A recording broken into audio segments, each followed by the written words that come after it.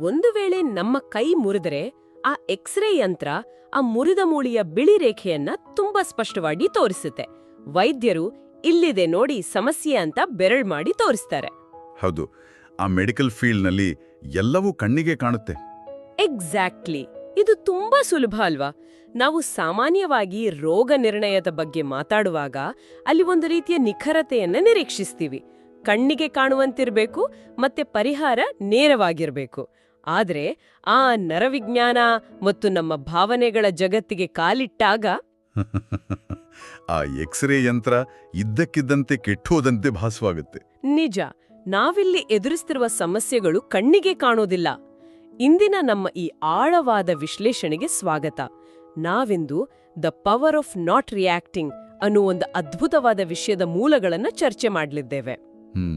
ಇದು ನಿಜಕ್ಕೂ ಪ್ರತಿಯೊಬ್ಬರಿಗೂ ಬೇಕಾಗಿರುವ ಸ್ಕಿಲ್. ಖಂಡಿತ. ನಮ್ಮ ಭಾವನೆಗಳು ನಮ್ಮ ಶತ್ರುವಲ್ಲ, ಹಾಗಂತ ಅವು ನಮ್ಮ ಸ್ನೇಹಿತರು ಅಲ್ಲ. ಅವು ಕೇವಲ ನಮ್ಮ ದೇಹದ ಜೈವಿಕ ಪ್ರತಿಕ್ರಿಯೆಗಳು. ಜಗತ್ತಿನ ಕೇವಲ 1% ಉನ್ನತ ಸಾಧಕರಿಗೆ ತಿಳಿದಿರುವ, ಆದರೆ ಸಾಮಾನ್ಯರಿಗೆ ಅಷ್ಟು ಸುಲಭವಾಗಿ ಅರ್ಥವಾಗದ ರಹಸ್ಯವೊಂದಿದೆ. ಅದೇ ಪ್ರತಿಕ್ರಿಯಿಸದಿರುವ ಕಲೆ. ಅಂದ್ರೆ the art of not reacting.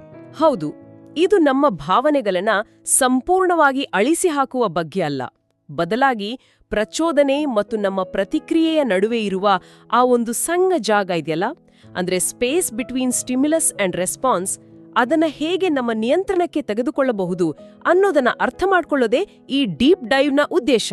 ಗೊತ್ತಾ, ಆ ಸಣ್ಣ ಜಾಗವೇ ನಮ್ಮ ಇಡೀ ಜೀವನದ ದಿಕ್ಕನ್ನ ಬದಲಾಯಿಸುವ ಶಕ್ತಿ ಹೊಂದಿದೆ. ನಾವು ಅರ್ಥ ಮಾಡ್ಕೊಳ್ಬೇಕಾದ ಒಂದು ದೊಡ್ಡ ವಿಷಯ ಅಂದ್ರೆ, ನಮ್ಮ ಭಾವನೆಗಳು ಲಕ್ಷಾಂತರ ವರ್ಷಗಳ ಹಿಂದಿನ ಕಾಡಿನ ವಾತಾವರಣಕ್ಕೆ ತಕ್ಕಂತೆ ವಿಕಸನೆಗೊಂಡಿವೆ. ಓ, ಅಂದ್ರೆ ಆ ಪ್ರಾಚೀನ ಕಾಲದ ಸೆಟ್ಟಿಂಗ್ಸ್ ಇನ್ನೂ ಹಾಗೆ ಇದೆಯಾ? ಆಧುನಿಕ ಜಗತ್ತಿಗೆ ನಮ್ಮ ಮೆದುಳಿನ ಆ ಹಳೆಯ ಆಪರೇಟಿಂಗ್ ಸಿಸ್ಟಮ್ ಹೊಂದಿಕೊಳ್ತಿಲ್ಲ. ನೋಡಿ, ಪ್ರತಿದಿನ ಕೇವಲ 1-2 ಸೆಕೆಂಡುಗಳ ಆವೇಶದಲ್ಲಿ ತೆಗೆದುಕೊಳ್ಳುವ ನಿರ್ಧಾರಗಳಿಂದ ಎಷ್ಟೋ ಜನರ ವೃತ್ತಿ ಜೀವನ ಮತ್ತು ವರ್ಷಗಳ ಕಾಲ ಕಟ್ಟಿದ ಸಂಬಂಧಗಳು ನುಚ್ಚುನೂರಾಗ್ತಿವೆ. ಅಂದ್ರೆ ನಮ್ಮ ಜೈವಿಕ ವಿನ್ಯಾಸವೇ ನಮ್ಮ ವಿರುದ್ಧ ಕೆಲಸ ಮಾಡ್ತಾ ಇದೆಯಾ? ನಾವು ಕೋಪದಲ್ಲಿರುವಾಗ ನಮ್ಮ ನಿಯಂತ್ರಣ ನಮ್ಮ ಬಳಿ ಇರೋದಿಲ್ಲ ಅಂತ ವಿಜ್ಞಾನ ಹೇಳುತ್ತೆ. 100% ನಿಜ. ನಮ್ಮ ಮೆದುಳಿನಲ್ಲಿರುವ ಅಮಿಗ್ಡಾಲ ಇದಕ್ಕೆ ಮುಖ್ಯ ಕಾರಣ ಅಂತ ನಾನು ಮೂಲಗಳಲ್ಲಿ ಓದಿದ್ದೇನೆ. ಈ ಅಮಿಗ್ಡಾಲ ಅನ್ನೋದು ನಮ್ಮ ಮೆದುಳಿನ ವೈಯಕ್ತಿಕ ಎಚ್ಚರಿಕೆಯ ಗಂಟೆ ಇದ್ದಾಗೆ ಅಲ್ವಾ? ಹೌದು, ಅಮಿಗ್ಡಾಲ ಒಂದು ಅಲಾರಾಂ ಸಿಸ್ಟಮ್. ಆದರೆ ಸಮಸ್ಯೆ ಏನಂದ್ರೆ, ಈ ಅಮಿಗ್ಡಾಲಾಗೆ ಕಾಡಿನಲ್ಲಿ ಎದುರಾಗುವ ಹುಲಿಗೂ ಮತ್ತು ರಾತ್ರಿ 8 ಗಂಟೆಗೆ ಬಾಸ್ ಕಳುಹಿಸಿದ ಒಂದು ಕೋಪದ ಇಮೇಲ್ಗೂ ವ್ಯತ್ಯಾಸನೇ ಗೊತ್ತಾಗೋದಿಲ್ವಂತೆ. ಅದೇ ತೊಂದ್ರೆ. ಇದು ಮೆದುಳಿನ ವಿನ್ಯಾಸದಲ್ಲಿರುವ ಒಂದು ಬಹುದೊಡ್ಡ ತಮಾಷೆ. ಅಮಿಗ್ಡಾಲ ಅನ್ನೋದು ನಮ್ಮ ಭದ್ರತೆಗಾಗಿರೋದು ನಿಜ, ಆದ್ರೆ ಅದು ತುಂಬಾ ಹಳೆಯ ಮಾಡೆಲ್. ಇದನ್ನು ಕೇಳಿದಾಗ ನನಗೊಂದು ಉದಾಹರಣೆ ನೆನಪಾಗುತ್ತೆ. ಈ ಅಮಿಗ್ಡಾಲ ಅನ್ನೋದು ನಮ್ಮ ಮನೆಗಳಲ್ಲಿರುವ ದೋಷಯುಕ್ತ ಹೊಗೆ ಪತ್ತೆ ಹಚ್ಚುವ ಯಂತ್ರ, ಅಂದ್ರೆ ಆ ಸ್ಮೋಕ್ ಡಿಟೆಕ್ಟರ್ ಇದ್ದಾಗೆ. ಹೌದು, ಪರ್ಫೆಕ್ಟ್ ಹೋಲಿಕೆ ಇದು. ಟೋಸ್ಟರ್ನಲ್ಲಿ ಬ್ರೆಡ್ ಸ್ವಲ್ಪ ಸೀದ್ ಹೋದ್ರೂ ಅದು ಕಿರುಚುತ್ತೆ, ಇಡೀ ಮನೆಗೆ ಬೆಂಕಿ ಬಿದ್ರೂ ಅದೇ ರೀತಿ ಕಿರುಚುತ್ತೆ. ಎರಡಕ್ಕೂ ಅದಕ್ಕೆ ವ್ಯತ್ಯಾಸ ಗೊತ್ತಿಲ್ಲ. ಇದು ನಿಜಕ್ಕೂ ಅದ್ಭುತವಾದ ಉದಾಹರಣೆ. ಆ ಸ್ಮೋಕ್ ಡಿಟೆಕ್ಟರ್ ಎಷ್ಟು ಬೇಗ ಕಿರುಚುತ್ತೆ ಅನ್ನೋದೇ ಇಲ್ಲಿನ ಅತಿ ಮುಖ್ಯವಾದ ವಿಷಯ. ನಾವಿಲ್ಲಿ ಗಮನಿಸಬೇಕಾದ ರೋಚಕವಾದ ವೈಜ್ಞಾನಿಕ ಸತ್ಯವೊಂದಿದೆ. ಅದೇ ಸಮಯದ ಗ್ಯಾಪ್. ಸಮಯದ ಗ್ಯಾಪ್ ಅಂದ್ರೆ ಸ್ಪೀಡ್ ಬಗ್ಗೆ ಹೇಳ್ತಾ ಇದ್ದೀರಾ? ಹೌದು. ಅಮಿಗ್ಡಾಲ ಕೇವಲ 12 ಮಿಲಿಸೆಕೆಂಡ್ಗಳಲ್ಲಿ ಒಂದು ಬೆದರಿಕೆಯನ್ನು ಗುರುತಿಸಿ ದೇಹಕ್ಕೆ ಎಚ್ಚರಿಕೆ ರವಾನಿಸ್ಬಿಡುತ್ತೆ. Just 12 milliseconds. ವಾವ್, ಅಷ್ಟು ಫಾಸ್ಟ್ ಆಗಿ! ಆದರೆ ತಾರ್ಕಿಕವಾಗಿ ಯೋಚಿಸುವ ನಮ್ಮ ಮೆದುಳಿನ ಮುಂಭಾಗ, ಅಂದ್ರೆ ಆ ಪ್ರೀಫ್ರಂಟಲ್ ಕಾರ್ಟೆಕ್ಸ್ ಇದೆಯಲ್ಲ, ಅದು ಅದೇ ಮಾಹಿತಿಯನ್ನು ಓದಿ ಅರ್ಥೈಸಿಕೊಳ್ಳಲು ಕನಿಷ್ಠ 500 ಮಿಲಿಸೆಕೆಂಡ್ಗಳನ್ನು ತೆಗೆದುಕೊಳ್ಳುತ್ತೆ. 12 ಮಿಲಿಸೆಕೆಂಡ್ ಮತ್ತೆ 500 ಮಿಲಿಸೆಕೆಂಡ್ ಅಂದ್ರೆ ನಮಗೇನಾಗ್ತಾ ಇದೆ ಅಂತ ಲಾಜಿಕಲ್ ಆಗಿ ಅರ್ಥ ಆಗೋಕ್ ಮುಂಚೆನೆ ನಮ್ ದೇಹ ಆಕ್ಷನ್ಗೆ ಇಳಿದಿರ್ತಾ? ಎಕ್ಸಾಕ್ಟ್ಲಿ. ಆ 488 ಮಿಲಿಸೆಕೆಂಡ್ಗಳ ಗ್ಯಾಪ್ ಇದೆಯಲ್ಲ, ಅದು ನಮ್ಮ ತಾರ್ಕಿಕ ಮೆದುಳಿಗೆ ಸಂಪೂರ್ಣ ಬ್ಲೈಂಡ್ ಸ್ಪಾಟ್. ಹೌದು. ನಮ್ಗೆ ಏನಾಗ್ತಿದೆ ಅಂತ ಅರ್ಥವಾಗುವ ಮುನ್ನವೇ ನಮ್ಮ ದೇಹದಲ್ಲಿ ಕಾರ್ಟಿಸಾಲ್ ಮತ್ತು ಅಡ್ರಿನಾಲಿನ್ ಅಂತಹ ಹಾರ್ಮೋನ್ಗಳು ಬಿಡುಗಡೆಯಾಗಿ ನಾವು ಕೂಗಾಡಲು ಅಥವಾ ಕಣ್ಣೀರು ಹಾಕಲು ಶುರು ಮಾಡಿರ್ತೀವಿ. ಓ, ಇದನ್ನೇ ಅಲ್ವಾ ಮನೋವಿಜ್ಞಾನದಲ್ಲಿ ಅಮಿಗ್ಡಾಲಾ ಹೈಜಾಕ್ ಅಂತ ಕರೆಯೋದು? ಹೌದು, ಇದೇ ಅಮಿಗ್ಡಾಲಾ ಹೈಜಾಕ್. ಈ ಹೈಜಾಕ್ ಆದ ಸಮಯದಲ್ಲಿ ನಮ್ಮ ಮೆದುಳಿನ ತಾರ್ಕಿಕ ಭಾಗ ಸಂಪೂರ್ಣವಾಗಿ ಸ್ವಿಚ್ ಆಫ್ ಆಗ್ಬಿಡುತ್ತೆ. ಎಂತಹ ಭಯಾನಕ ಸತ್ಯ! ನಾವು ಯೋಚಿಸುವ ಮೊದಲೇ ನಮ್ಮ ಮೆದುಳು ನಿರ್ಧಾರ ತೆಗೆದುಕೊಂಡು ನಮ್ಮ ಬಾಯಿಂದ ಕೆಟ್ಟ ಮಾತುಗಳು ಆಚೆ ಬಂದಿರುತ್ತೆ. ಆಮೇಲೆ ಅಯ್ಯೋ ಯಾಕಾದ್ರೂ ಆ ಮಾತು ಆಡಿದೆನೋ ಅಂತ ನಾವು ಪಶ್ಚಾತ್ತಾಪ ಪಡ್ತೀವಿ. ಮತ್ತು ಇದು ಕೇವಲ ಆ ಕ್ಷಣಕ್ಕೆ ಮಾತ್ರ ಮುಗಿದು ಹೋಗುವ ಸಮಸ್ಯೆ ಅಲ್ಲ. ಒಮ್ಮೆ ಈ ಅಮಿಗ್ಡಾಲ ಹೈಜಾಕ್ ಆಗಿ ದೇಹದಲ್ಲಿ ಕಾರ್ಟಿಸೋಲ್ ಬಿಡುಗಡೆಯಾದ ಮೇಲೆ ಆ ಹಾರ್ಮೋನ್ಗಳು ಕೇವಲ 5 ನಿಮಿಷದಲ್ಲಿ ಮಾಯವಾಗೋದಿಲ್ಲ. ಮತ್ತೆ ಎಷ್ಟೊತ್ತಿರುತ್ತೆ ನಮ್ಮ ದೇಹದಲ್ಲಿ? ಅವು ಗಂಟೆಗಳವರೆಗೆ, ಕೆಲವೊಮ್ಮೆ ದಿನಗಳವರೆಗೆ ನಮ್ಮ ರಕ್ತದಲ್ಲಿಯೇ ಉಳಿದು ನಮ್ಮ ಪ್ರತಿಯೊಂದು ಚಿಕ್ಕ ನಿರ್ಧಾರವನ್ನು ಹದಗೆಡಿಸುತ್ತವೆ.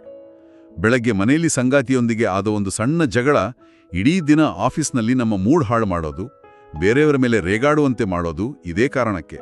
ಅಂದ್ರೆ ಇದನ್ನ ನಾವು ಇಮೋಷನಲ್ ಹ್ಯಾಂಗೋವರ್ ಅಂತಲೂ ಕರಿಬೋದು. ಖಂಡಿತ ಕರೀಬೋದು. ಹಾಗಾದ್ರೆ ನಮ್ಮದೇ ಮೆದುಳು ನಮ್ಮನ್ನ ಹೈಜಾಕ್ ಮಾಡ್ತಾ ಇರೋವಾಗ ಈ ಜೈವಿಕ ದಾಳಿಯಿಂದ ತಪ್ಪಿಸ್ಕೊಳ್ಳೋದು ಹೇಗೆ? ನಮ್ಮ ರಕ್ತದಲ್ಲಿ ಹಾರ್ಮೋನ್ಗಳು ಕುದಿತಿರುವಾಗ ಆ ಕ್ಷಣದಲ್ಲಿ ಈ ತ್ವರಿತ ಪ್ರತಿಕ್ರಿಯೆಯನ್ನ ತಡೆಯೋಕೆ ಏನಾದ್ರೂ ತುರ್ತು ಪ್ರೋಟೋಕಾಲ್ ಇದೆಯಾ? ಇದಕ್ಕಾಗಿಯೇ ನಾವು ಭಾವನಾತ್ಮಕ ಪಾಂಡಿತ್ಯದ ಹಂತಗಳ ಬಗ್ಗೆ ಮಾತನಾಡಬೇಕಿದೆ. ನಾವೆಲ್ಲರೂ ಯಾವುದೋ ಒಂದು ಹಂತದಲ್ಲಿ ಇದ್ದೇ ಇರ್ತೀವಿ. ಓ, ಆ 4 ಹಂತಗಳ ಬಗ್ಗೆ ಅಲ್ವಾ? ಹೌದು. ಮನೋವಿಜ್ಞಾನದಲ್ಲಿ ಭಾವನಾತ್ಮಕ ಪಾಂಡಿತ್ಯದ 4 ಪ್ರಮುಖ ಹಂತಗಳನ್ನು ಗುರುತಿಸ್ತಾರೆ. ನಾವೆಲ್ಲರೂ ಈ ಹಂತಗಳ ಮೂಲಕವೇ ಸಾಗಬೇಕು. ಮೊದಲನೇದು ಅನ್ಕಾನ್ಷಿಯಸ್ ರಿಯಾಕ್ಟಿವಿಟಿ, ಅಂದ್ರೆ ತಾನು ಏನು ಮಾಡ್ತಿದ್ದೇನೆ, ಯಾಕೆ ಕೋಪಗೊಳ್ತಿದ್ದೇನೆ ಎಂಬ ಅರಿವೇ ಇಲ್ಲದೆ ಯಾಂತ್ರಿಕವಾಗಿ ಪ್ರತಿಕ್ರಿಯಿಸುವುದು. ಅಂದ್ರೆ ಇದು ಆಟೋ ಪೈಲಟ್ ಮೋಡ್ನಲ್ಲಿ ಜಗಳ ಮಾಡೋದು. ಕರೆಕ್ಟ್. ಇನ್ನು ಎರಡನೇ ಹಂತ ತುಂಗ ಆಸಕ್ತಿದಾಯಕ ಮತ್ತು ಅಷ್ಟೇ ಹಿಂಸೆ ಆದದ್ದು. ಅದೇ ಕಾನ್ಷಿಯಸ್ ರಿಯಾಕ್ಟಿವಿಟಿ. ಅಂದ್ರೆ ಗೊತ್ತಿದ್ದು ತಪ್ಪು ಮಾಡೋದಾ? ಹೌದು. ನಾನು ಮಾಡ್ತಾ ಇರೋದು ತಪ್ಪು, ಈ ಸಂದೇಶವನ್ನ ಈಗ ಕಳುಹಿಸಬಾರದು, ಈ ಮಾತು ಆಡಬಾರದು ಅಂತ ಮೆದುಳಿಗೆ ಗೊತ್ತಿರುತ್ತೆ. ಆದ್ರೂ ಆ ಕ್ಷಣದ ಆವೇಶದಲ್ಲಿ ಆ ಕಂಟ್ರೋಲ್ ಸಿಗದೆ ತಪ್ಪು ಮಾಡೋದು. ಇದು ಹೇಗಿರುತ್ತೆ ಅಂದ್ರೆ, ನಾವೇ ಡ್ರೈವ್ ಮಾಡ್ತಾ ಇರೋ ಕಾರು ನಿಧಾನವಾಗಿ ಹೋಗಿ ಗೋಡೆಗೆ ಗುದ್ದೋದನ್ನ ನಾವೇ ಅಸಹಾಯಕರಾಗಿ ನೋಡಿದ ಹಾಗೆ ಇರುತ್ತಲ್ವಾ? ಎಕ್ಸಾಕ್ಟ್ಲಿ. ಆ ಎರಡನೇ ಹಂತ ನಿಜವಾಗೂ ನರಕ. ತಪ್ಪು ಅಂತ ಗೊತ್ತಿದ್ರೂ ನಾವು ಆ ಸೆಂಡ್ ಬಟನ್ ಪ್ರೆಸ್ ಮಾಡಿರ್ತೀವಿ. ಹಾಗಾದ್ರೆ ಮೂರನೇ ಹಂತ ಯಾವುದು? ಮೂರನೇದು ಕಾನ್ಷಿಯಸ್ ರೆಸ್ಪಾನ್ಸ್. ಇಲ್ಲಿ ನಾವು ಬರುವ ಕೋಪವನ್ನ ಅಥವಾ ಭಾವನೆಯನ್ನ ಗುರ್ತಿಸ್ತೀವಿ, ಒಂದು ಹೆಜ್ಜೆ ಹಿಂದಕ್ಕೆ ಇಡ್ತೀವಿ ಮತ್ತು ತಾರ್ಕಿಕವಾಗಿ ಶಾಂತವಾಗಿ ಉತ್ತರಿಸ್ತೀವಿ. ಇದು ಕೇಳಲು ಚೆನ್ನಾಗಿದೆ. ಮತ್ತು ಕೊನೆಯ 4ನೇ ಹಂತವೇ ಎಮೋಷನಲ್ ಆಲ್ಕೆಮಿ. ಇಲ್ಲಿ ಕೋಪದಂತಹ ನಕಾರಾತ್ಮಕ ಭಾವನೆಯನ್ನೇ ಸಂಪೂರ್ಣವಾಗಿ ಪ್ರೇರಣೆಯಾಗಿ ಅಥವಾ ಇಂಧನವಾಗಿ ಪರಿವರ್ತಿಸುವ ಕಲೆ ಕರಗತವಾಗಿರುತ್ತದೆ. ಆದ್ರೆ ಪ್ರಾಕ್ಟಿಕಲ್ ಆಗಿ ಯೋಚಿಸಿದ್ರೆ ಆ 2ನೇ ಹಂತದಿಂದ 3ನೇ ಹಂತಕ್ಕೆ ಜಿಗಿಯೋದು ಹೇಗೆ? ಕೋಪ ಬಂದಾಗ, ಕೈಕಾಲು ನಡುಕ್ತಿರುವಾಗ, ಬಾಯಿಗೆ ಬಂದಾಗೆ ಬೈಬೇಟು ಅನ್ಸುತ್ತಿರುವಾಗ ನಮ್ಮನ್ನ ನಾವು ತಡ್ಕೊಳ್ಳೋದು ಹೇಗೆ? ಅದಕ್ಕೆ ತಾನೇ ಒಂದು ಪ್ರೋಟೋಕಾಲ್ ಇರೋದು. ಆ STOP ಮೆಥಡ್ ಬಗ್ಗೆ ತಾನೇ ಹೇಳ್ತಾ ಇರೋದು? ಹೌದು. STOP ಅನ್ನೋದು ಒಂದು ಅಕ್ರೋನಿಮ್. ಇದು ಎಮರ್ಜೆನ್ಸಿ ಬ್ರೇಕ್ ಇದ್ದಾಗೆ. ಮೊದಲ ಅಕ್ಷರ ಎಸ್ ಅಂದ್ರೆ ಸ್ಟಾಪ್. ದೈಹಿಕವಾಗಿ ನೀವು ಮಾಡುತ್ತಿರುವ ಕೆಲಸವನ್ನ ತಕ್ಷಣ ನಿಲ್ಲಿಸೋದು. ಅಂದ್ರೆ ಜಸ್ಟ್ ಫ್ರೀಸ್ ಆಗೋದಾ? ಹೌದು. ನೀವು ಟೈಪ್ ಮಾಡ್ತಾ ಇದ್ರೆ ಕೈಗಳನ್ನ ಕೀಬೋರ್ಡ್ನಿಂದ ಹಿಂದಕ್ಕೆ ತೆಗೆದುಕೊಳ್ಳಿ. ಫೋನ್ನಲ್ಲಿ ಮಾತಾಡ್ತಾ ಇದ್ರೆ ಫೋನ್ ಕೆಳಗಿಡಿ. ಕೇವಲ ಭೌತಿಕವಾಗಿ ಆಕ್ಷನ್ ನಿಲ್ಲಿಸುವುದು ಮೊದಲ ಹೆಜ್ಜೆ. ಆದ್ರೆ ಮನಸ್ಸಿನೊಳಗೆ ಜ್ವಾಲಾಮುಖಿ ಸಿಡಿಯುತ್ತಿರುತ್ತೆ ಅಲ್ವಾ? ಕೇವಲ ಕೈ ಹಿಂದಕ್ಕೆ ತೆಗೆದುಕೊಂಡ್ರೆ ಕೋಪ ಹೋಗ್ಬಿಡುತ್ತಾ? ಅಲ್ಲಿಯೇ ಎರಡನೇ ಹೆಜ್ಜೆ ಬರೋದು. ಟಿ ಅಂದ್ರೆ ಟೇಕ್ ಅ ಬ್ರೇತ್, ಅಂದ್ರೆ ಆಳವಾದ ಉಸಿರಾಟ. ವಿಶೇಷವಾಗಿ ಬಾಕ್ಸ್ ಬ್ರೀದಿಂಗ್ ಅನ್ನೋ ತಂತ್ರ ಇಲ್ಲಿ ಅದ್ಭುತವಾಗಿ ಕೆಲಸ ಮಾಡುತ್ತೆ. ಬಾಕ್ಸ್ ಬ್ರೀದಿಂಗ್ ಅಂದ್ರೆ ಆ 4-4 ಸೆಕೆಂಡ್ ರೂಲ್ ಅಲ್ವಾ? ಹೌದು. 4 ಸೆಕೆಂಡ್ ಉಸಿರನ್ನ ನಿಧಾನವಾಗಿ ಒಳಗೆ ತೆಗೆದುಕೊಳ್ಳುವುದು, 4 ಸೆಕೆಂಡ್ ಹಾಗೆಯೇ ಹಿಡಿದಿಟ್ಟುಕೊಳ್ಳುವುದು, ಮತ್ತೆ 6 ಸೆಕೆಂಡ್ ನಿಧಾನವಾಗಿ ಹೊರಗೆ ಬಿಡುವುದು. ಆದ್ರೆ ನನ್ನದೊಂದು ಪ್ರಶ್ನೆ, ಈ ಉಸಿರಾಟದಿಂದ ನಿಜವಾಗಿಯೂ ಆ ಅಮಿಗ್ದಾಲ ಹೈಜಾಕ್ ಅನ್ನ ನಿಲ್ಲಿಸಬಹುದಾ?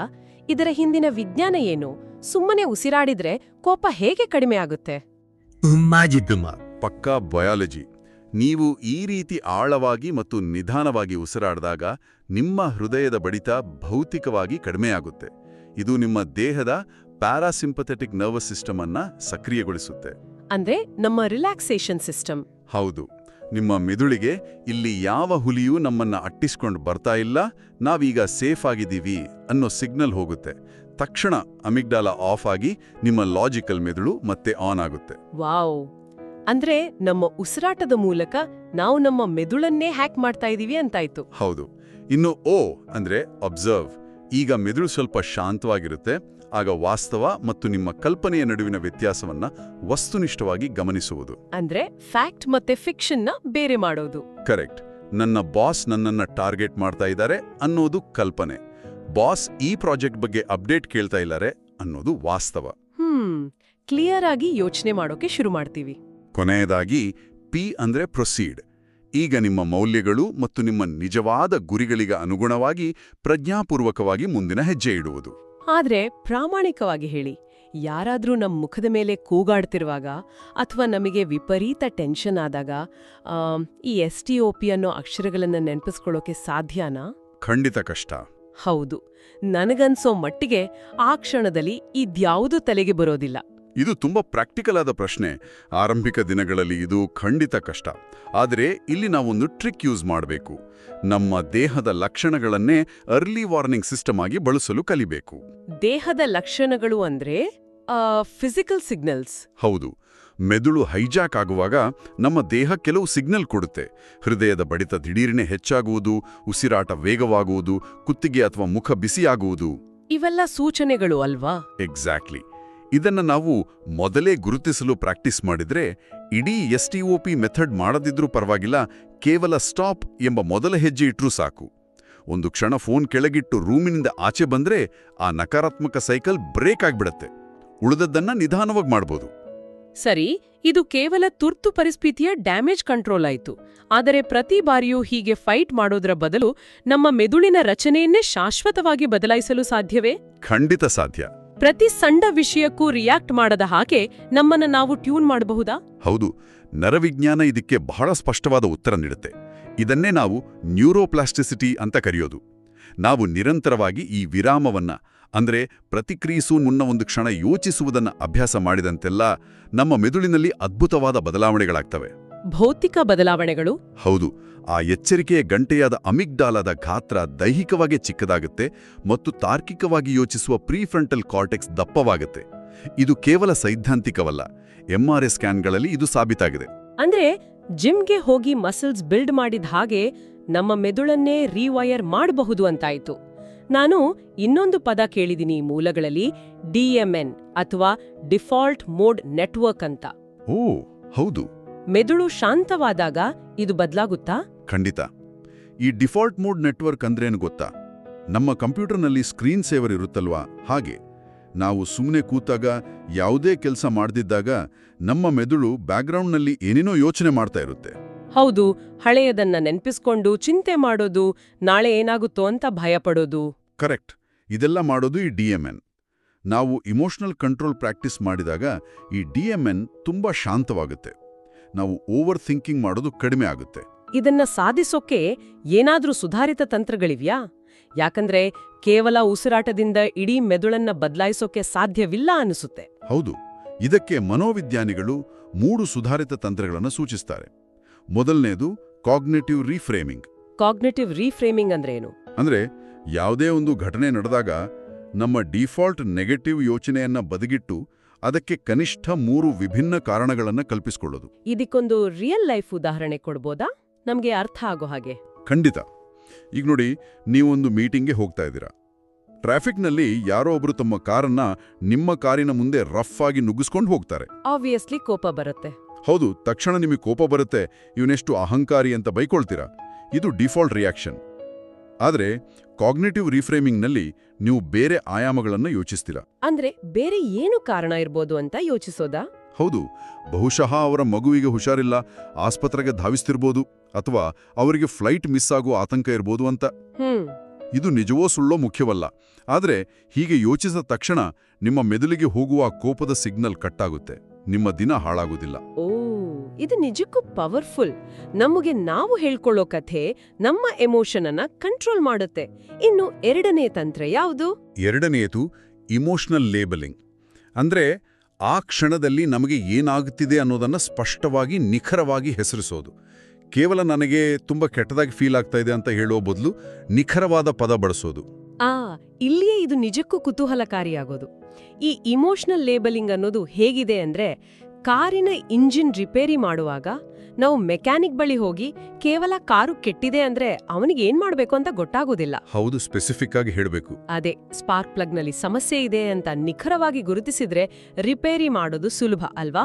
ಹಾಗೆಯೇ ನನಗೆ ಕೆಟ್ಟದಾಗಿ ಅನಿಸ್ತಿದೆ ಎನ್ನುವುದಕ್ಕೂ ಬೆಳಗ್ಗಿನ ಮೀಟಿಂಗ್ ಬಗ್ಗೆ ನನಗೆ ಆತಂಕವಿದೆ ಅಥವಾ ನನ್ನ ಕೆಲಸಕ್ಕೆ ಬೆಲೆ ಸಿಗ್ತಿಲ್ಲ ಅನ್ನೋ ಹತಾಶೆಯಾಗಿದೆ ಎನ್ನುವುದಕ್ಕೂ ಬಹಳ ವ್ಯತ್ಯಾಸವಿದೆ. ಎಕ್ಸಾಕ್ಟ್ಲಿ. ಸಮಸ್ಯೆಯ ಮೂಲ ಗೊತ್ತಿದ್ರೆ ಪರಿಹಾರ ಸುಲಭ. ಹೌದು, ನಾವು ನಮ್ಮ ಭಾವನೆಗೆ ನಿಖರವಾದ ಹೆಸರು ನೀಡಿದ ತಕ್ಷಣ ನಮ್ಮ ಮೆದುಳಿನ ಲಾಜಿಕಲ್ ಭಾಗ ಆಕ್ಟಿವ್ ಆಗುತ್ತೆ ಮತ್ತು ಅಮಿಗ್ಡಾಲಾದ ಚಟುವಟಿಕೆ ತಕ್ಷಣ ಕಡಿಮೆ ಆಗುತ್ತೆ. ಇದು ಮೆದುಳಿನ ಸ್ಕ್ಯಾನ್ಗಳಲ್ಲಿ ಸ್ಪಷ್ಟವಾಗಿ ಸಾಬೀತಾಗಿದೆ. ಇದು ಅದ್ಭುತವಾಗಿದೆ. ಮೂರನೇ ತಂತ್ರ ಏನು ಹಾಗಾದ್ರೆ? ಇನ್ನು ಮೂರನೇ ತಂತ್ರ ಸೊಮ್ಯಾಟಿಕ್ ರೆಗ್ಯುಲೇಷನ್, ಅಂದ್ರೆ ನಮ್ಮ ನರಮಂಡಲವನ್ನ ಭೌತಿಕವಾಗಿ ಕಂಟ್ರೋಲ್ ಮಾಡೋದು. ತಣ್ಣೀರಿನ ಸ್ನಾನ ಮಾಡೋದು ಅಥವಾ ಮಸಲ್ ರಿಲ್ಯಾಕ್ಸೇಷನ್ ಮಾಡೋದು, ಇವೆಲ್ಲ ನಮ್ಮ ದೇಹವನ್ನ ಶಾಂತವಾಗಿರಿಸಲು ಸಹಾಯ ಮಾಡ್ತವೆ. ಆದರೆ ಇವೆಲ್ಲಾ ತಂತ್ರಗಳು ಕೆಲಸ ಮಾಡ್ಬೇಕಾದ್ರೆ ನಮ್ಮ ಬೇಸಿಕ್ ಹೆಲ್ತ್ ಕೂಡ ಮುಖ್ಯ ಅಲ್ವಾ? ನಾವು ದಿನಗಟ್ಲೆ ನಿದ್ದೆ ಮಾಡ್ದೆ ಬರೀ ಜಂಕ್ ಫುಡ್ ತಿಂದ್ರೆ ಎಷ್ಟೇ ಉಸಿರಾಟದ ವ್ಯಾಯಾಮ ಮಾಡಿದ್ರೂ ಪ್ರಯೋಜನ ಇಲ್ಲ ಅಂತ ನನಗನ್ನಿಸ್ತೆ. ನೀವು ಹೇಳೋದು 100% ಸತ್ಯ. ನಾವೆಷ್ಟೇ ಸೈಕಾಲಜಿಕಲ್ ಟ್ರಿಕ್ಸ್ ಬಳಸಿದ್ರೂ ಬೇಸ್ಲೈನ್ ಆಪ್ಟಿಮೈಸೇಷನ್ ಇಲ್ಲದೆ ಏನೂ ಮಾಡಲಾಗುವುದಿಲ್ಲ. ಸಂಶೋಧನೆಗಳು ಹೇಳೋ ಪ್ರಕಾರ ಕೇವಲ ಒಂದು ರಾತ್ರಿಯ ನಿದ್ದೆಯ ಕೊರತೆಯಿಂದ ನಮ್ಮ ಮೆದುಳಿನ ಮೇಲೆ ಅಷ್ಟು ದೊಡ್ಡ ಎಫೆಕ್ಟ್ ಆಗತ್ತಾ? ಖಂಡಿತ. ನಮ್ಮ ಅಮಿಗ್ಡಾಲ 40% ಹೆಚ್ಚು ಪ್ರತಿಕ್ರಿಯಾತ್ಮಕವಾಗ್ತದೆ. ಸಕ್ಕರೆ ಮಟ್ಟದ ಏರುಪೇರು, ಸರಿಯಾದ ವ್ಯಾಯಾಮದ ಕೊರತೆ ಇವೆಲ್ಲ ನೇರವಾಗಿ ನಮ್ಮ ಭಾವನೆಗಳ ಮೇಲೆ ಪ್ರಭಾವ ಬೀರ್ತವೆ. ಓ, 40% ಅಂದ್ರೆ ತುಂಬಾ ಜಾಸ್ತಿ. ಹೌದು. ಸರಿಯಾದ ನಿದ್ರೆ ಮತ್ತು ಆಹಾರ ಕೇವಲ ದೈಹಿಕ ಆರೋಗ್ಯಕ್ಕೆ ಮಾತ್ರವಲ್ಲ, ಅವು ನಮ್ಮ ಭಾವನಾತ್ಮಕ ರೋಗ ನಿರೋಧಕ ಶಕ್ತಿಯನ್ನ, ಅಂದ್ರೆ ಇಮೋಷನಲ್ ಇಮ್ಯೂನ್ ಸಿಸ್ಟಮ್ ಅನ್ನ ಬಲಪಡಿಸ್ತವೆ. ಹಾಗಾದ್ರೆ ಮೆದುಳನ್ನ ಈ ರೀತಿಯ ತರಬೇತಿಗೊಳಿಸಿದ್ರೆ ಮತ್ತು ಈ ಇಮೋಷನಲ್ ಇಮ್ಯೂನ್ ಸಿಸ್ಟಮ್ ಅನ್ನ ಬೆಳೆಸ್ಕೊಂಡ್ರೆ ನಮಗೆ ಕೋಪ, ಭಯದಂತಹ ನಕಾರಾತ್ಮಕ ಭಾವನೆಗಳು ಬರುವುದೇ ಇಲ್ವೇ? ನಾವು ಸಾಧು ಸಂತರ ಹಾಗೆ ಆಗ್ಬಿಡ್ತೀವಾ? ಖಂಡಿತ ಇಲ್ಲ. ನಾವೆಲ್ಲರೂ ಮನುಷ್ಯರು. ನಕಾರಾತ್ಮಕ ಭಾವನೆಗಳು ಬಂದೇ ಬರ್ತವೆ. ಆದರೆ ಉನ್ನತ ಸಾಧಕರು ಮತ್ತು ಸಾಮಾನ್ಯರ ನಡುವಿನ ವ್ಯತ್ಯಾಸ ಇಲ್ಲೇ ಇರೋದು. ಅಂದ್ರೆ ಅವರು ಕೋಪವನ್ನ ಬೇರೆ ರೀತಿ ಹ್ಯಾಂಡಲ್ ಮಾಡ್ತಾರಾ? ಹೌದು. ಉನ್ನತ ಸಾಧಕರು ಆ ನಕಾರಾತ್ಮಕ ಭಾವನೆಗಳನ್ನ ಟಾಕ್ಸಿಕ್ ಅಂತ ಪರಿಗಣಿಸಿ ಕಸದಂತೆ ಎಸೆಯುವುದಿಲ್ಲ ಅಥವಾ ಅದನ್ನ ಹತ್ತಿಕ್ಕಲು ಪ್ರಯತ್ನಿಸುವುದಿಲ್ಲ. ಬದಲಿಗೆ ಅವುಗಳನ್ನ ಇಂಧನವಾಗಿ, ಅಂದ್ರೆ ಫ್ಯೂಯಲ್ ಆಗಿ ಬಳಸ್ತಾರೆ. ಕೋಪವನ್ನ ಇಂಧನವಾಗಿ ಬಳಸೋದಾ? ಅದು ಹೇಗೆ ಸಾಧ್ಯ? ನಮಗಂತೂ ಕೋಪ ಬಂದ್ರೆ ಅದು ನಮ್ಮನ್ನೇ ಸುಟ್ಟಾಕುತ್ತೆ ಅಂತ ಅನ್ಸುತ್ತೆ. ನೋಡಿ, ಕೋಪ, ಭಯ, ಹತಾಶೆ ಇವೆಲ್ಲವೂ ನಮ್ಮ ಆಂತರಿಕ ವ್ಯವಸ್ಥೆ ನಮ್ಗೆ ನೀಡ್ತಿರುವ ಅಮೂಲ್ಯವಾದ ಮಾಹಿತಿ. ಹೇಗೆ? ಉದಾಹರಣೆಗೆ ಕೋಪ ಬರ್ತಾ ಇದೆ ಅಂದ್ರೆ ಅದರ ಅರ್ಥ ನಿಮ್ಮ ಮೌಲ್ಯಗಳಿಗೆ ಅಥವಾ ನಿಮ್ಮ ಬೌಂಡ್ರಿಗಳಿಗೆ ಎಲ್ಲೋ ಧಕ್ಕೆ ಆಗ್ತಿದೆ ಅಂತ. ಆ ಕೋಪವನ್ನ ನಿಮ್ಮನ್ನ ಕೆರಳಿಸಿದ ವ್ಯಕ್ತಿ ಮೇಲೆ ಕೂಗಾಡಲು ಬದಲು ಆ ಅಗಾಧ ಶಕ್ತಿಯನ್ನ ಸಮಸ್ಯೆಯನ್ನ ಸಾಲ್ವ್ ಮಾಡಲು ರಾಕೆಟ್ ಇಂಧನದ ಹಾಗೆ ಬಳಸಬೇಕು. ಎಕ್ಸಾಕ್ಟ್ಲಿ. ಅದೇ ರೀತಿ ಭಯ ಮತ್ತು ಹತಾಶೆಯ ಬಗ್ಗೆ ಏನ್ ಹೇಳ್ಬಹುದು? ಭಯ ಅನ್ನೋದು ನಮ್ಮ ನಿಜವಾದ ಗುರಿಗಳನ್ನ ತೋರಿಸುವ ದಿಕ್ಸೂಚಿ ಇದ್ದ ಹಾಗೆ. ನಮ್ಗೆ ಯಾವುದರ ಬಗ್ಗೆ ಅತಿ ಹೆಚ್ಚು ಭಯ ಇದೆಯೋ ಅದು ನಮ್ಗೆ ಅತಿ ಮುಖ್ಯವಾದ್ದು ಅಂದರ್ಥ. ಓ ಹೌದು, ನಮ್ಗೆ ಇಷ್ಟ ಇಲ್ಲದಿದ್ದರ ಬಗ್ಗೆ ನಾವು ಭಯಪಡಲ್ಲ. ಕರೆಕ್ಟ್.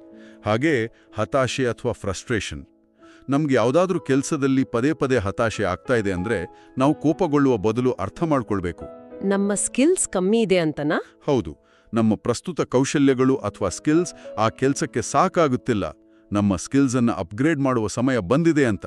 ಇದು ನಮ್ಗೆ ನಾವೇ ಕೊಟ್ಕೊಳ್ಳುವ ಫೀಡ್ಬ್ಯಾಕ್. ಇದು ಕೇಳಲು ಅದ್ಭುತವಾಗಿದೆ. ಆದ್ರೆ ಇದನ್ನ ಹೈ ಪ್ರೆಷರ್ ಸಿಚುವೇಶನ್ನಲ್ಲಿ ಹೇಗೆ ಅಳವಡಿಸ್ಕೊಳ್ಳೋದು? ಯಾರೋ ನಮ್ಮೆದುರು ನಿಂತು ಅನ್ಯಾಯ ಮಾಡ್ತಾ ಇದ್ದಾರೆ, ಆಗ ನಮ್ಮ ಕೋಪವನ್ನ ಆ ವ್ಯಕ್ತಿಯಿಂದ ಬೇರ್ಪಡಿಸಿ ಕೇವಲ ಗುರಿಯತ್ತ ತಿರುಗಿಸುವುದು ಹೇಗೆ? ಇಲ್ಲಿ ನಾವು ಪ್ರಕ್ರಿಯೆ ಮತ್ತು ಫಲಿತಾಂಶದ ನಡುವಿನ ವ್ಯತ್ಯಾಸವನ್ನ ಅರ್ಥ ಮಾಡ್ಕೊಳ್ಬೇಕು. ಅಂದ್ರೆ ಪ್ರೋಸೆಸ್ ಮತ್ತೆ ಔಟ್ಕಮ್. ಹಾಲು ಒಂದು ಅತ್ಯುತ್ತಮ ಉದಾಹರಣೆ ಅಂದ್ರೆ ಒಬ್ಬ ಶಸ್ತ್ರಚಿಕಿತ್ಸಕನು ಆಪರೇಷನ್ ಥಿಯೇಟರ್ನಲ್ಲಿ ನಿಂತಾಗ ರೋಗಿ ಬದುಕ್ತಾನ ಸಾಯ್ತಾನ ಅನ್ನೋ ದೊಡ್ಡ ಫಲಿತಾಂಶದ ಬಗ್ಗೆ ಯೋಚಿಸ್ತಾ ಕೂರುವುದಿಲ್ಲ. ಹಾಗೆ ಯೋಚಿಸಿದ್ರೆ ಆತನ ಕೈ ನಡಗಲು ಶುರುವಾಗತ್ತೆ. ಖಂಡಿತ. ಬದಲಾಗಿ ಆ ಕ್ಷಣದಲ್ಲಿ ತನ್ನ ಕೈಯಲ್ಲಿರುವ ಚಾಕುವಿನ ನಿಖರತೆ, ಆ ಕಟ್ ಮಾಡುವ ಪ್ರಕ್ರಿಯೆ ಮೇಲೆ ಮಾತ್ರ ಗಮನ ಹರಿಸ್ತಾನೆ. ವಾವ್! ಅಂದ್ರೆ ನಾವು ಕೂಡ ಪರಿಸ್ಥಿತಿಯ ಗಂಭೀರತೆಯನ್ನ ಮರೆತು ಕೇವಲ ನಮ್ಮ ಮುಂದಿರುವ ಸಣ್ಣ ಕೆಲಸದ ಮೇಲೆ ಫೋಕಸ್ ಮಾಡಬೇಕು ಅಂತ. ಆದ್ರೆ ವ್ಯಕ್ತಿಗಳ ಮೇಲಿನ ದ್ವೇಷವನ್ನ ಹೇಗೆ ಹ್ಯಾಂಡಲ್ ಮಾಡೋದು? ಅದಕ್ಕೆ ಬೇಕಾಗಿರೋದು ಕಂಟಿಂಜೆನ್ಸಿ ಪ್ಲಾನಿಂಗ್, ಅಂದ್ರೆ ಮುಂಚಿತವಾಗಿಯೇ ಪ್ಲಾನ್ ಮಾಡೋದು. ಕೋಪದ ಹಿಂದಿರುವ ಅನ್ಯಾಯದ ಭಾವನೆಯನ್ನ ಮೊದಲು ನಾವು ಗುರುತಿಸಬೇಕು. ಓಕೆ, ಮುಂಚೆನೇ ಯೋಚನೆ ಮಾಡ್ಕೊಳ್ಳೋದು. ಹೌದು. ಈ ಮೀಟಿಂಗ್ನಲ್ಲಿ ಯಾರಾದ್ರೂ ನನ್ನ ಐಡಿಯಾವನ್ನ ರಿಜೆಕ್ಟ್ ಮಾಡಿದ್ರೆ ನಾನು ಹೇಗೆ ರಿಯಾಕ್ಟ್ ಮಾಡ್ತೀನಿ ಅಂತ ಮುಂಚಿತವಾಗಿಯೇ ದೃಶ್ಯೀಕರಿಸ್ಕೊಂಡಿದ್ರೆ ಆ ಕ್ಷಣದಲ್ಲಿ ನಮ್ಮ ಎಮೋಷನ್ ಹೈಜಾಕ್ ಆಗೋದಿಲ್ಲ. ಕರೆಕ್ಟ್. ವ್ಯಕ್ತಿಯ ಮೇಲಿನ ದ್ವೇಷದ ಬದಲು ಆ ಪರಿಸ್ಥಿತಿಯನ್ನ ಸರಿಪಡಿಸಲು ನಾನು ಏನು ಮಾಡಬಹುದು ಎಂಬ ಕ್ರಿಯೆಯಾಗಿ ಪರಿವರ್ತಿಸುವುದೇ ನಿಜವಾದ ಎಮೋಷನಲ್ ಆಲ್ಕೆಮಿ. ಈ ಎಲ್ಲ ಆಂತರಿಕ ತಂತ್ರಗಳು ಎಷ್ಟೇ ಚೆನ್ನಾಗಿದ್ರೂ ಇವುಗಳ ಅಸಲಿ ಪರೀಕ್ಷೆ ನಡೆಯೋದು ನಮ್ಮ ದೈನಂದಿನ ಸಂಬಂಧಗಳಲ್ಲಿ ಅಲ್ವಾ? ಹೌದು, ಪರ್ಸನಲ್ ರಿಲೇಶನ್ಶಿಪ್ಸ್ನಲ್ಲಿ. ನಮ್ಗೆ ಆಫೀಸ್ನಲ್ಲಿ, ಸಮಾಜದಲ್ಲಿ ಎಷ್ಟೇ ಎಮೋಷನಲ್ ಕಂಟ್ರೋಲ್ ಇದ್ರೂ ಮನೆಗ್ ಬಂದು ನಮ್ಮ ಆಪ್ತರ ಜೊತೆ, ಸಂಗಾತಿಯ ಜೊತೆ ಜಗಳವಾಡುವಾಗ ನಮ್ಮ ಎಲ್ಲ ಲಾಜಿಕ್ ಗಾಳಿಗೆ ತೂರ್ಬಿಡ್ತೀವಿ. ಹೌದು, ಇದು ಪ್ರತಿಯೊಬ್ಬರ ಜೀವನದ ಕಥೆ. ನಮ್ಮ ಎಮೋಷನಲ್ ಗಾರ್ಡ್ ಡೌನ್ ಆಗೋದೇ ನಮ್ಮವರ ಮುಂದೆ.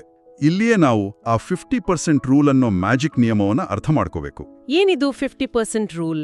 ಯಾವುದೇ ಸಂಬಂಧದಲ್ಲಿ ಒಂದು ಸಂಭಾಷಣೆ ಅಥವಾ ಜಗಳ ನಡೆಯುವಾಗ ಅದರಲ್ಲಿ 100 ಭಾಗ ಇರುತ್ತೆ. 50 ಭಾಗ ಅವರದ್ದು, ಅಂದ್ರೆ ಅವರ ಮಾತು, ಅವರ ವರ್ತನೆ, ಅವರ ಕೋಪ. ಉಳಿದ 50 ಭಾಗ ನಮ್ದು. ಓಕೆ, ನಮ್ಮ ಪ್ರತಿಕ್ರಿಯೆ ಮತ್ತೆ ನಮ್ಮ ಟೋನ್. ಎಕ್ಸಾಕ್ಟ್ಲಿ. ನಾವು ಯಾವಾಗ್ಲೂ ಏನ್ ಮಾಡ್ತೀವಿ ಅಂದ್ರೆ ಅವರ 50 ಭಾಗವನ್ನ ಕಂಟ್ರೋಲ್ ಮಾಡಲು ಪ್ರಯತ್ನಿಸ್ತೀವಿ. ನೀನ್ ಯಾಕೆ ಹಾಗೆ ಮಾತಾಡ್ದೆ, ನೀನ್ ಹಾಗೆ ಮಾಡಬಾರ್ದಿತ್ತು ಅಂತ. ಹೌದು, ಇದು ತುಂಬಾ ಕಾಮನ್. ಆದ್ರೆ ಸತ್ಯ ಏನಂದ್ರೆ ನಮಗೆ ಅವರ ವರ್ತನೆ ಮೇಲೆ ಶೂನ್ಯ ನಿಯಂತ್ರಣವಿದೆ, 0 ಕಂಟ್ರೋಲ್. ನಾವು ಕೇವಲ ನಮ್ಮ 50 ಭಾಗವನ್ನ, ಅಂದ್ರೆ ನಮ್ಮ ರಿಯಾಕ್ಷನ್ ಅನ್ನ ಮಾತ್ರ ನಿಯಂತ್ರಿಸಬಹುದು. ವಾವ್! ಅಂದ್ರೆ ಅವ್ರು ಎಷ್ಟೇ ಕೆರಳಿಸಿದ್ರು ನನ್ನ 50% ನನ್ನ ಕೈಯಲ್ಲಿದೆ ಅನ್ನೋ ಪ್ರಜ್ಞೆ ಇದ್ರೆ ಜಗಳ ಅರ್ಧಕ್ಕೆ ನಿಂತು ಹೋಗುತ್ತೆ. ನಾನು ಇನ್ನೊಂದು ಕುತೂಹಲಕಾರಿ ಕಾನ್ಸೆಪ್ಟ್ ಕೇಳಿದ್ದೀನಿ, ಎಮೋಷನಲ್ ಐಕಿಡೋ ಅಂತ. ಓ ಹೌದು, ಐಕಿಡೋ. ಐಕಿಡೋ ಅನ್ನೋದು ಒಂದು ಮಾರ್ಷಲ್ ಆರ್ಟ್ ಅಲ್ವಾ? ಅಲ್ಲಿ ಎದುರಾಳಿಯನ್ನ ಹೊಡೆಯೋ ಬದಲು ಅವರದ್ದೇ ಶಕ್ತಿಯನ್ನ ಅವರ ವಿರುದ್ಧ ಬಳಸ್ತಾರೆ. ಇದನ್ನ ಎಮೋಷನ್ಸ್ಗೆ ಹೇಗೆ ಅಪ್ಲೈ ಮಾಡೋದು? ಬಹಳ ಸುಲಭ. ಯಾರಾದ್ರೂ ನಿಮ್ಮ ಮೇಲೆ ಕೋಪದಿಂದ ಕೂಗಾಡ್ತಿರುವಾಗ ನೀವು ಕೂಡ ಮರಳೆ ಕೂಗಾಡೋದು ಸಹಜ ಪ್ರತಿಕ್ರಿಯೆ. ಆದರೆ ಎಮೋಷನಲ್ ಐಕಿಡೋದಲ್ಲಿ ನೀವು ಅವರ ಶಕ್ತಿಯನ್ನ ಎದುರಿಸುವ ಬದಲು ಅದನ್ನ ಒಪ್ಕೊಳ್ತೀರಿ. ಅಂದ್ರೆ ಅವರು ಬೈದ್ರೆ ನಾವು ಸುಮ್ಮನೆ ಕೇಳ್ಕೋಬೇಕಾ? ಇಲ್ಲ, ವ್ಯಾಲಿಡೇಟ್ ಮಾಡೋದು. ಉದಾಹರಣೆಗೆ, ನೀವಿಷ್ಟು ಕೋಪಗೊಳ್ಳುತ್ತಿರುವುದನ್ನು ನೋಡಿದ್ರೆ ಈ ವಿಷಯ ನಿಮಗೆ ಎಷ್ಟು ಮುಖ್ಯ ಅಂತ ನನಗೆ ಅರ್ಥ ಆಗ್ತಾ ಇದೆ. ಬನ್ನಿ ಇದನ್ನು ಹೇಗೆ ಸರಿಪಡಿಸಬಹುದು ಅಂತ ಯೋಚಿಸೋಣ ಅಂತ ಶಾಂತವಾಗಿ ಹೇಳೋದು. ಓ, ಇದು ಅವರ ಕೋಪವನ್ನ ಕಡಿಮೆ ಮಾಡುತ್ತಾ? ಹೌದು. ಇಲ್ಲಿ ನೀವು ಅವರ ಕೋಪವನ್ನ ವ್ಯಾಲಿಡೇಟ್ ಮಾಡ್ತಾ ಇದ್ದೀರಾ, ಜೊತೆಗೆ ಆ ಎನರ್ಜಿಯನ್ನ ಪರಿಹಾರದ ಕಡೆಗೆ ಡೈವರ್ಟ್ ಮಾಡ್ತಾ ಇದ್ದೀರಾ. ಇಲ್ಲಿ ಸೈಲೆನ್ಸ್ ಅಥವಾ ವಿರಾಮವನ್ನ ಒಂದು ಪ್ರಬಲವಾದ ಆಯುಧವಾಗಿ ಬಳಸಬಹುದು. ಅಂದ್ರೆ ಕೇವಲ ಒಂದು 5 ಸೆಕೆಂಡ್ ಸುಮ್ಮನೆ ಇದ್ಬಿಡೋದು. ಇದು ಕೇವಲ ವೈಯಕ್ತಿಕ ಸಂಬಂಧಗಳಷ್ಟೇ ಅಲ್ಲ, ನಾಯಕತ್ವದಲ್ಲೂ ಅಷ್ಟೇ ಮುಖ್ಯ ಅನ್ಸುತ್ತೆ. ಖಂಡಿತ. ಆಫೀಸ್ಗಳಲ್ಲಿ ಒಬ್ಬ ಲೀಡರ್ ಅಥವಾ ಮ್ಯಾನೇಜರ್ ತಪ್ಪು ನಡೆದಾಗ ಹೇಗೆ ರಿಯಾಕ್ಟ್ ಮಾಡ್ತಾನೆ ಅನ್ನೋದ್ರ ಮೇಲೆ ಆ ಇಡೀ ಟೀಮ್ನ ವಾತಾವರಣ ನಿರ್ಧಾರ ಆಗುತ್ತೆ. ಹೌದು. ನಾಯಕತ್ವದಲ್ಲಿ ಇದನ್ನ ಸೈಕೊಲಾಜಿಕಲ್ ಸೇಫ್ಟಿ ಅಂತಾರೆ. ತಂಡದ ಸದಸ್ಯರು ತಪ್ಪು ಮಾಡಿದಾಗ ಅಥವಾ ಹೊಸ ಐಡಿಯಾ ಹೇಳಿದಾಗ ಬಾಸ್ ಕೂಗಾಡೋದಿಲ್ಲ ಅನ್ನೋ ನಂಬಿಕೆ ಇರಬೇಕು. ಆ ನಂಬಿಕೆ ಇದ್ರೆ ತಾನೇ ಟೀಮ್ ಚೆನ್ನಾಗಿ ಕೆಲಸ ಮಾಡೋದು. ಕರೆಕ್ಟ್. ವಿಜ್ಞಾನದ ಪ್ರಕಾರ ನಮ್ಮ ಮಿದುಳಿನಲ್ಲಿ ಮಿರರ್ ನ್ಯೂರಾನ್ಸ್ ಅಂತ ಇರ್ತವೆ. ಇವು ನಮ್ಮ ಎದುರಿಗಿಳುವರ ಭಾವನೆಗಳನ್ನ ನಕಲು ಮಾಡುತ್ತವೆ. ಇದನ್ನ ಇಮೋಷನಲ್ ಕಂಟೇಜಿಯನ್ ಅಂತ ಕರೆಯೋದು. ಅಂದ್ರೆ ಇಮೋಷನ್ಸ್ ಸ್ಪ್ರೆಡ್ ಆಗುತ್ತಾ? ಹೌದು. ಒಬ್ಬ ನಾಯಕ ಟೆನ್ಷನ್ ಮಾಡ್ಕೊಂಡು ಆತಂಕಗೊಂಡ್ರೆ ಆ ಕನ್ನಡಿ ನರಕೋಶಗಳ ಮೂಲಕ ಇಡೀ ತಂಡ ಆತಂಕಗೊಳ್ಳುತ್ತೆ. ನಾಯಕ ಶಾಂತವಾಗಿದ್ರೆ ಎಂಥದ್ದೇ ಕ್ರೈಸಿಸ್ನಲ್ಲೂ ತಂಡ ಶಾಂತವಾಗಿ ಕೆಲಸ ಮಾಡುತ್ತೆ. ಈಗ ನನಗೆ ಆ ಥರ್ಮೋಮೀಟರ್ ಮತ್ತು ಥರ್ಮೋಸ್ಟಾಟ್ನ ಹೋಲಿಕೆ ನೆನಪಾಗ್ತಾ ಇದೆ. ಹೇಳಿ, ಆ ಹೋಲಿಕೆ ತುಂಬಾ ಚೆನ್ನಾಗಿದೆ. ಸಂಬಂಧಗಳಲ್ಲಿ ಮತ್ತು ನಾಯಕತ್ವದಲ್ಲಿ ಭಾವನಾತ್ಮಕ ಪಾಂಡಿತ್ಯ ಹೊಂದುವುದೆಂದರೆ ನಾವು ಥರ್ಮೋಮೀಟರ್ ಆಗಿರುವುದರ ಬದಲು ಥರ್ಮೋಸ್ಟಾಟ್ ಆಗಿರುವುದು. ಎಕ್ಸಾಕ್ಟ್ಲಿ. ಸ್ಟಾಟ್ ಹಾಗಲ್ಲ. ಅದು ವಾತಾವರಣ ಎಷ್ಟೇ ಬಿಸಿ ಇದ್ರೂ ತಾನು ಸೆಟ್ ಮಾಡಿದ ಟೆಂಪರೇಚರ್ಗೆ ಇಡೀ ಕೋಣೆಯನ್ನೇ ತಂಪು ಮಾಡುತ್ತೆ. ವಾವ್! ನಾವು ಪರಿಸ್ಥಿತಿಗೆ ತಕ್ಕಂತೆ ಕುದಿಯಬಾರ್ದು.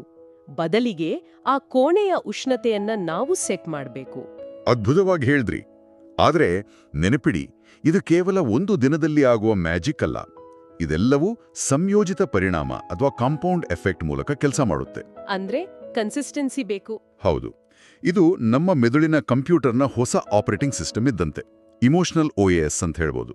ಹಿನ್ನೆಲೆಯಲ್ಲಿ ನಿರಂತರವಾಗಿ ನಡೀತಾಲೇ ಇರಬೇಕು. ಆ STOP ಮೆಥಡ್ನ ಪ್ರತಿದಿನ ಪ್ರಾಕ್ಟೀಸ್ ಮಾಡಬೇಕು. ಕರೆಕ್ಟ್. ಪ್ರತಿದಿನದ ಸಣ್ಣ ಸಣ್ಣ ವಿರಾಮಗಳು. ಈ ಅಭ್ಯಾಸ ಸೇರಿ ದೀರ್ಘಕಾಲದಲ್ಲಿ ಇದು ನಮ್ಮನ್ನ ಆಂಟಿ ಫ್ರೆಜೈಲ್ ಆಗಿ ಮಾಡುತ್ತೆ. ಅಂದ್ರೆ ಒತ್ತಡ ಬಂದಾಗ ಒಡೆದು ಹೋಗುವ ಗಾಜಿನಂತಾಗದೆ ಆ ಒತ್ತಡದಿಂದಲೇ ಮತ್ತಷ್ಟು ಗಟ್ಟಿಯಾಗುವ ವ್ಯಕ್ತಿತ್ವ ನಮ್ದಾಗುತ್ತೆ. ಅದಕ್ಕಾಗಿ ನಾವು ಸೆಲ್ಫ್ ಅವೇರ್ನೆಸ್ ಬೆಳೆಸ್ಕೊಳ್ಬೇಕು. ಹೌದು, ಪ್ರತಿದಿನ ನಮ್ಮ ಎಮೋಷನ್ಸ್ ಅನ್ನ ಬರೆಯೋದು, ಅಂದ್ರೆ ಜರ್ನಲಿಂಗ್ ಮಾಡೋದು ಮತ್ತು ನಮ್ಮ ಟ್ರಿಗರ್ಸ್ಗಳನ್ನು ಗುರುತಿಸೋದು ತುಂಬಾ ಮುಖ್ಯ. ಖಂಡಿತ. ಇಂದಿನ ಈ ಆಳವಾದ ವಿಶ್ಲೇಷಣೆಯಿಂದ ನಾವು ಕಲಿತದ್ದೇನು ಅಂದ್ರೆ, ಭಾವನೆಗಳನ್ನ ನಿಯಂತ್ರಿಸುವುದು ಅಂದ್ರೆ ಅವುಗಳನ್ನ ಕತ್ತು ಹಿಸುಕಿ ಸಾಯಿಸುವುದಲ್ಲ ಅಥವಾ ರೋಬೋಟ್ಗಳ ರೀತಿಯಾಗೋದಲ್ಲ. ಹೌದು, ನಾವು ಫೀಲ್ ಮಾಡಬೇಕು. ಬದಲಾಗಿ ಆ ಭಾವನೆಗಳನ್ನ ಅರ್ಥ ಮಾಡಿಕೊಂಡು ಅವು ನೀಡುವ ಶಕ್ತಿಯನ್ನ ನಮ್ಮ ಏಳಿಕೆಗೆ ಬಳಸಿಕೊಳ್ಳುವುದು. ಆ 12 ಮಿಲಿಸೆಕೆಂಡ್ ಮತ್ತು 500 ಮಿಲಿಸೆಕೆಂಡ್ ನಡುವಿನ ಆ ಚಿಕ್ಕ ಗ್ಯಾಪ್ನಲ್ಲಿ ಪ್ರತಿಕ್ರಿಯಿಸುವ ಬದಲು ಸ್ಪಂದಿಸಲು ಕಲಿಯುವುದು ಮತ್ತು ನಮ್ಮ ಆ 50% ನಿಯಮವನ್ನ ಅಳವಡಿಸಿಕೊಳ್ಳುವುದು. ಕೊನೆಯದಾಗಿ ನಾನೊಂದು ಯೋಚನೆಯನ್ನ ಕೇಳುಗರಿಗೆ ಬಿಡಲು ಇಷ್ಟಪಡ್ತೇನೆ. ಹೇಳಿ. ನಾವಾಗಲೇ ಕನ್ನಡಿ ನರಕೋಶಗಳು ಅಥವಾ ಮಿರರ್ ನ್ಯೂರಾನ್ಸ್ ಬಗ್ಗೆ ಮಾತಾಡಿದ್ವಿ ಅಲ್ವಾ? ಅವು ನಮ್ಮ ಸುತ್ತಮುತ್ತಲಿನ ಜನರ ಭಾವನಾತ್ಮಕ ಸ್ಥಿತಿಯನ್ನ ನಮ್ಮ ಮೆದುಳಿನಲ್ಲಿ ಅರಿವಿಲ್ಲದಂತೆಯೇ ನಕಲಿಸುತ್ತವೆ.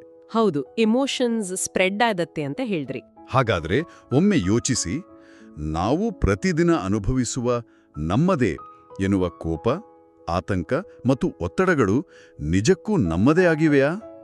ಅಥವಾ ನಾವು ಆಯ್ಕೆ ಮಾಡಿಕೊಂಡ ನಮ್ಮ ಸುತ್ತಮುತ್ತಲಿರುವ ಅಶಿಸ್ತಿನ ಜನರ ಭಾವನೆಗಳ ಕನ್ನಡಿಯ ಪ್ರತಿಬಿಂಬವನ್ನೇ ನಮ್ಮ ವ್ಯಕ್ತಿತ್ವ ಅಂತ ನಾವು ಭ್ರಮಿಸುತ್ತಿದ್ದೀವಾ? ಓಹೋ, ನಿಮ್ಮ ಕೋಪ ನಿಜಕ್ಕೂ ನಿಮ್ಮದೇನಾ? ಈ ಬಗ್ಗೆ ಒಮ್ಮೆ ಆಳವಾಗಿ ಯೋಚಿಸಿ. ಎಂಥ ಅದ್ಭುತವಾದ ಮತ್ತು ಸ್ವಲ್ಪ ಬೆಚ್ಚಿ ಬೀಳಿಸುವ ಪ್ರಶ್ನೆ.